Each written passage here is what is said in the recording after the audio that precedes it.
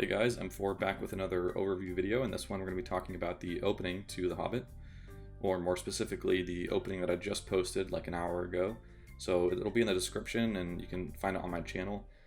You should definitely watch it before you see this video. This is just going to explain all of the techniques and the story reasons behind this opening and why I've done this. I find the opening to be a pretty important part of a fan edit, especially, a movie like The Hobbit. It needs to do a few things at once and needs to be quick to not bore the audience.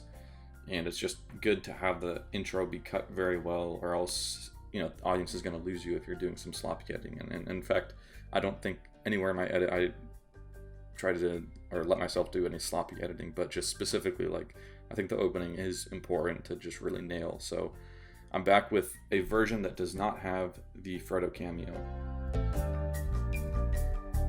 So to bring you up to speed, I cut this scene a while ago, and it still had this cameo of Frodo walking in the background, but I've given it another take and was able to remove Frodo just because I think it's a bit distracting to have Frodo when we're really just supposed to be talking about Bilbo's character, and this adventure, this friendship.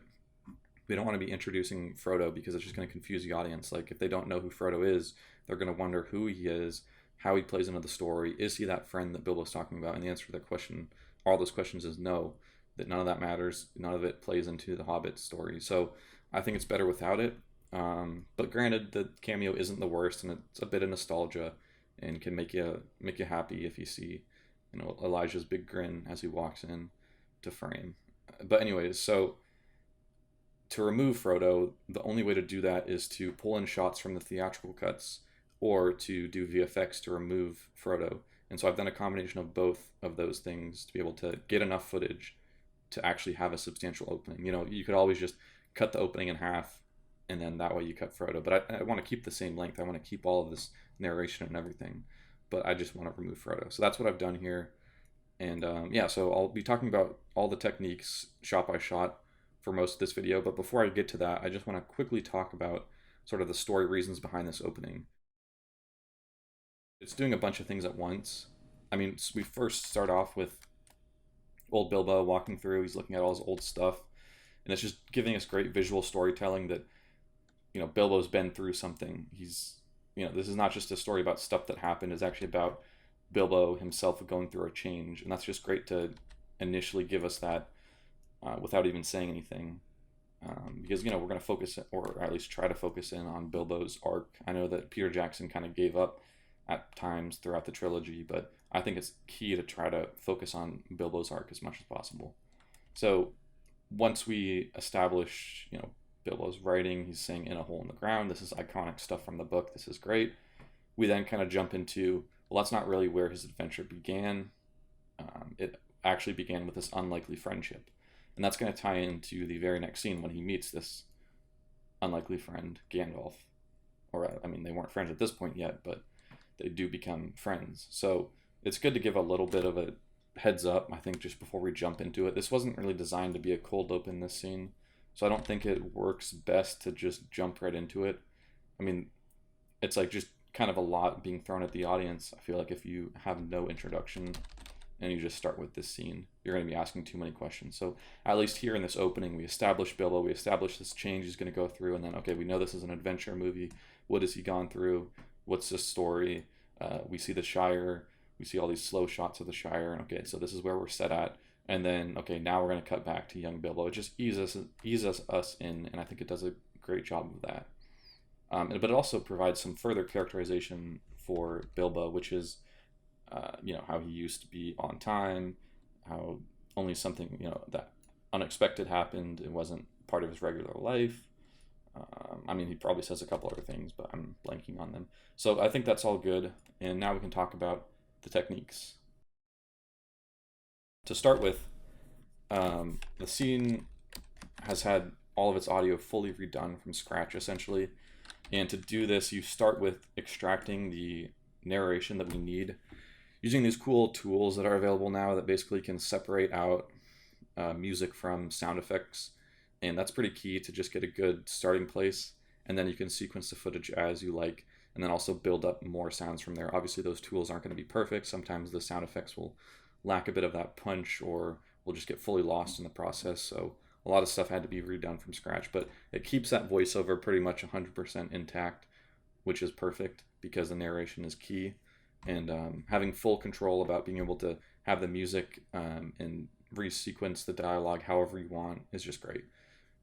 And what I'm trying to do with this opening is balance the visuals, the narration, and the music. So all three of these are kind of working together and hopefully in a balanced way. You don't want to have kind of just too much going on all at once. So we start with just music and it eases us in. And then we go to Hole in the Ground. And let's see. The first thing I did was just some subtle color grading on these shots here because we're going from kind of right when the sun's rising, it's not even risen yet, it's dark, to then sun's rising, I guess, here. And then now the sun is up and you can see that there's light in the background. So to just kind of punch up that transition, I made it a bit brighter and less like having a reddish tint, I guess. You can see it's a bit bluer. Same thing here, like if we look at Bilbo's skin tones. I mean, it's pretty subtle, but that's the point. I don't want to outright just make this scene look like, oh, it's in the middle of the day, because cutting then from dark to middle of the day would just be kind of hard. But then once we get to here, this is when it transitions to the Old Friends theme, which is great.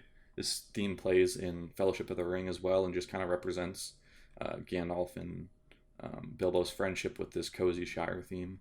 So it's great to have it here. Obviously, the point of this scene is to talk about that friendship and this adventure that started it all. So it's a great tie-in. And actually, jumping back a little bit, I didn't talk about the score for this part. This score is new compared to my original version. It's a more somber, slower version of the Shire opening, which I think just fits with the title screen. You don't want to have it too cheery, number one, and you don't want to have it looping, because I originally had the same music that plays here, playing here, and it just felt a little bit too much. I mean, it wasn't that bad. Like, obviously, not really many people complain about it, but it's still one of those things that I prefer it being a different, unique theme at the title. And then on top of that, this theme plays in Lord of the Rings when Bilbo's giving his book to Frodo, which is like a great symbolic thing as well that just ties in these two stories, because obviously we see Bilbo writing that book here, and that book kind of represents his whole adventure, and having that theme played at this moment just fits so well. But yeah, so we transition to kind of later in the day while he's writing, and this is all good. I've had to do some slight retiming on this shot to slow it down a bit as we cut to here, because originally we stuck on this shot way longer and then Frodo popped out. But in this version, we're really just, again, going back to what I said about making the visuals and the audio all work together. When Bilbo's talking about in the hole in the ground, there lived a hobbit. Not a nasty, etc. hole. I don't need to get into the whole dialogue, but we actually show that hole while Bilbo is talking, which is great. So that's the point of this shot. I know that you might think that, oh, well, the shot feels weird because I'm expecting Frodo to jump out, but you just got to watch it in a bubble and not be expecting Frodo to jump out. Did I just call him Bilbo? I'm not sure, but if I meant to say Frodo, if I did. But yeah, I think it works well to just show off this little hobbit hole. Then we cut to this shot, which then is an exterior shot as well, just to establish where we're at. This is the first exterior shot, which is also what they've done in the originals, I believe. And I just, again, punched up those colors a little bit to make it more later in the day. I mean, we're still early morning, that's fine, but it just makes it a little bit less golden to fit the placement. And then I had to actually pull from the theatrical cut to get a few more frames of this shot. It lingers on for a couple more seconds, so you can see that separation here. And then when we cut to here, this is another shot straight up from the theatrical edition that was not in the extended cut. So this gives us another buffer to play with, and we have Bilbo writing. And one cool thing I've done actually on this shot is some compositing to remove the writing from the book, because at this point Bilbo just started writing in a hole in the ground. So you can see it's a subtle thing, but I've removed out that writing right there. So that's good. Then we cut to close-up of him continuing to write. And this part is him just reflecting, during that transition I mentioned a while ago, that we go from in a hole in the ground, this nostalgic bit, to then now where does his adventure really begin? It's not just in a hole in the ground, it's with this friendship that things kind of kicked off. And so I get a little smile, which just is nice. And then we get to this shot. This one was taken from earlier, and again, I just needed something to fill this gap. There's literally no other footage I could use here. I would have probably liked to do something different, but it just had to be done because there's no other footage. But it works fine enough because I even used a sound where it sounds like his pen is kind of running out of ink, and so it makes sense, and he needs to re-up here. So I just punched up the colors, very subtle amount.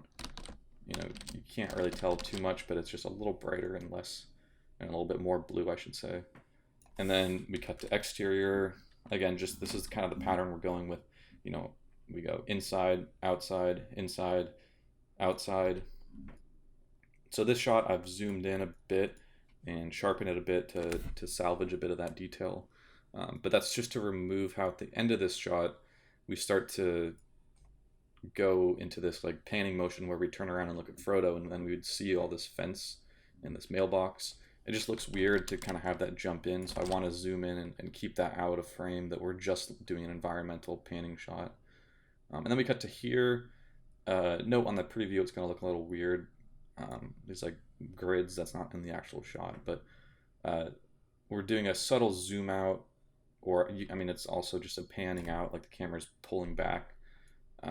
And we have a little bit of blur on that at 180 shutter angle, and then we also have a little bit of a camera shake to kind of match how this shot is moving. So then we go to this shot, I want it to have a little bit of movement, and then it's also just kind of making it look like it's a real camera movement, that the guy that's actually moving this camera is doing his best to keep it mostly steady, but it has a little bit of a shake to it. It just gives that natural kind of feel, which that movement was even in the original shot that was at a different part of it, but I just kind of recreated that here.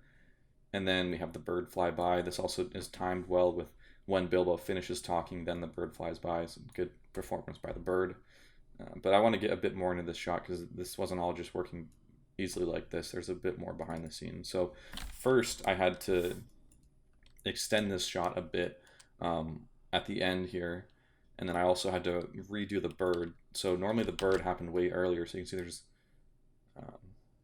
well, okay, this bit is actually in reverse at the end. But point is, the bird was originally at the start here.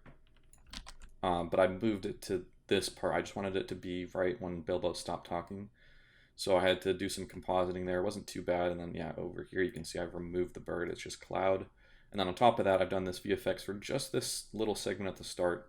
You know, it's only like a second long, but we remove that door from being closed, because originally this shot went on much longer at the start, and we actually saw Frodo walking up and closing the door. But I have to do some VFX to just get a few more frames out of it where the door stays closed. And let's see. Note that I wondered if you guys even caught that, but there was some flashing going on here. That's because I went through so many revisions. I ended up only using up to this part, this amount of frames. So this start here is not actually in my cut. So if you notice that kind of weird flashing there, that's not in it. But yeah, I went through a bunch of revisions to try to make this look perfect, because I mean, this is literally the door was being closed and I had to put on this new layer, and I had to make sure that the plants are still moving, and so it was a decent amount of compositing work, but it all works fine in the end, I think, and the door is fine. But yeah, so then this is the bit where the music kind of slows down and has this maybe slightly more somber moment, I guess, like a little bit more serious, I should say, than not somber, but just less cheery. So to match that, I then have Bilbo actually looking at this picture of himself, which is kind of like a reflective moment, and it just fits that music. Again, music and visuals all working together in audio. Him talking about how he's not the same Hobbit he once was, and that just kind of gets us invested in the story. Like, okay, we want to know what happened to him, you know, without that, and you just jump into here, you're not given as much of a reason to care. I think that the point of this opening is really just to add weight to the opening of the film, and then of course we're going to pay it off in the end when we have a bookend, which just makes it all more satisfying when we then cut back to old Bilbo after he's completed this adventure, and then we are able to go into Lord of the Rings. So here is another VFX to remove Frodo. You can see he's running off in the distance, but just some easy compositing there to get him out. And then we get to this shot. This was a bit tricky, but really what was going on here was it had this camera movement moving up or panning up at the end of this shot. So if I actually cut this stuff out, you can see the camera started moving up to follow that smoke ring as we then cut to here following it up. But we're kind of redoing the purpose of this shot. This shot is now meant to act as just focusing on Bilbo and then jump cutting to here with young Bilbo, and not focusing on like the title. And I think that it flows much better without that camera movement. Because I like this bit. I mean, this transition, the audio is exactly the same as the original, so that's going to be fine. But in terms of visually speaking, it is a bit of like a sudden, cut that you don't even realize you're going back in time. But that's the point. It's supposed to kind of amp up the energy because now we're jumping into the adventure. We've kind of had, admittedly, a somewhat boring opening. Like if you're a super skeptical viewer, I'll obviously will admit that it is a bit boring. Just this old guy talking. I mean, so it's like you want to amp things up. Then okay, now we're getting into the adventure. I still wouldn't consider this a boring opening, but I'm just trying to make a point here. So with this cut and with this removed movement, you have to do this weird trick here. I'll go into here. Basically do this trick where you move the camera in the opposite, or move the frame in the opposite direction, like that, so that when we go here and we have it slightly zoomed in, then you actually notice no movement at all. So like if you focus on one of these flowers, you can just see that they're staying in the exact point, which is perfect. So we neutralize that movement. But the problem is once you start doing that, then you're going to lose a bit of the bottom of the frame. So if I disable this, this is what it looked like. You see how now this bit is just growing, that we're losing this frame here at the bottom, this part of the frame. So we have to rebuild that bit by bit. So I've introduced this little bit of Bilbo's jacket, because you could, well, okay, actually I'll explain it better. So first what I've done is I've masked out this area here. So below this is just going to be black. I've just decided to abandon ship on all of this part of the frame because I'm going to redo this from scratch and make it all look like it's part of this frame. And then what I've done is I've grabbed an individual frame from earlier that had, let's see, I guess there is, I wonder what this part is for. Let's see. I guess, I don't know why I trimmed each of these into individual frames. Not sure what that was, but there must have been a reason when I was doing it. But point is, we're grabbing a part from earlier in this shot, like right around here, and then we're playing it back again just for these last like 10 frames. But I obviously had to do a lot of work to make sure everything lined up perfectly. Look at this, his pipe right here originally was like getting cut off slightly, and then like his jacket was like distorting too much. So that's why I have this like Bilbo jacket layer. And so I've just done some of these tricks to fill out this bottom of this frame. And luckily there's like, no real movement, which is perfect. So things are going to be fine. And then that's it. That's really it. So now, just to kind of recap on the audio design side of things, like I said, I did a lot of redoing sound effects and rebuilding things back up. But yeah, the main layers, like we got the outer channel ambience, we've got outer channel reverb of Bilbo's dialogue, like with kind of a slight echo effect, which is just how they originally mixed the Hobbit dialogue and especially narration. It's like a very subtle, quiet reverb version of his voices in the surround channels.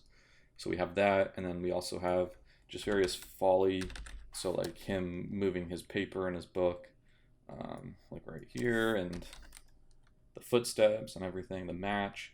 And then we also just have some great environmental noises and animal noises. So I've tried to recreate exactly what they did in the originals because I just thought that the opening had beautiful sound design. So this sound design is all by me, but I basically just copied what they did as much as possible. So like they had cows, they had sheep, horses, they had like a, I think it was like a cowbell sound. I don't know what it was, but it was some type of metal clinging sound on this shot specifically. I even have a little bit of the mailbox sound, very subtle. Some of these sounds you won't really hear just on YouTube, like you'll have to actually put this on a surround sound setup and get the real deal. But yeah, we got the bird sound, the chirping and the wings, and so I'll pan to the left channel, so it's all working together, just actually panning based on where it is in the frame. And yeah, I mean, that's mostly it. This shot as well, was able to salvage some of it from the original audio, but had to add in a lot more sounds, but like a little bit of the water sounds, and then it starts to fade off as we pan up and focus on this, you know, roosters and all this other stuff. But yeah, so I think that's pretty much it for the opening. Hope you guys enjoyed and maybe learned something new, you know, in terms of the stuff that goes into a fan edit. But yeah, if you have other questions or suggestions, feel free to leave a comment. I'll have the original video of this in the description for you guys to watch.